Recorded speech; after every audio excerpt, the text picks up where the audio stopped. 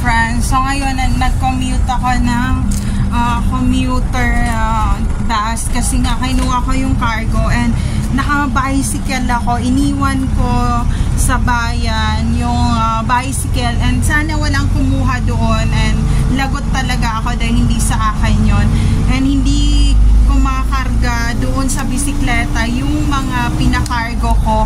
So ito lahat yung mga laman ng cargo. Ayan. Doon yan lahat sa apartment, lahat neto. And then itong painting na to, nagalit ako kasi yung babae nagsabi siya na nasira na yung ano ganyan. Sabi ko, wag yung hawakan, wag yung hawakan yung painting.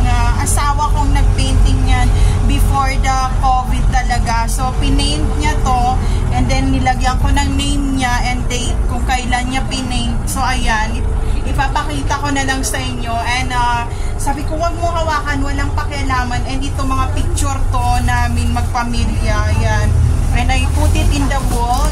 I have a ano talaga na ipagawa doon sa engineer doon kasi mabait naman siya. So I need a working permit na lang and kung magkaroon ako ng ayan, family photo namin yan. Ayan, family photo namin yan.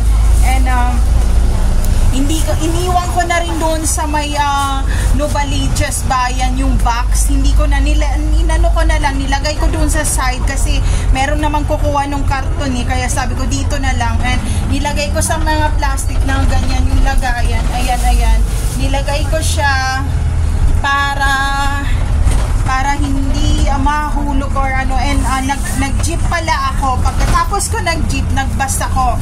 So itong bus na to, papunta na to ng Lagro. So dahil naka-bisikleta kanina, ayoko nang alisin to. Kay Hero pala to na na bicycle helmet niya or kapag nag-i-skate siya, ginagamit niya to.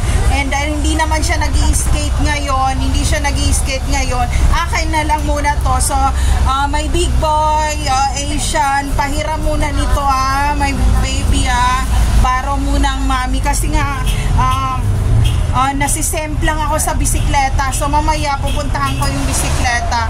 So ayan, dito na ako na part sa may SM. So ayan lahat yung pinakargo and nandito ako sa part ng SM Fairview Mall. And itong bus na to, itong bus na to, ayan, bus na yan ay diretso na yan sa may Lagro. And bababa ako ng tres mamaya. And babalikan ko yung bisikleta. Sana walang kumuha doon. I hope so. Please,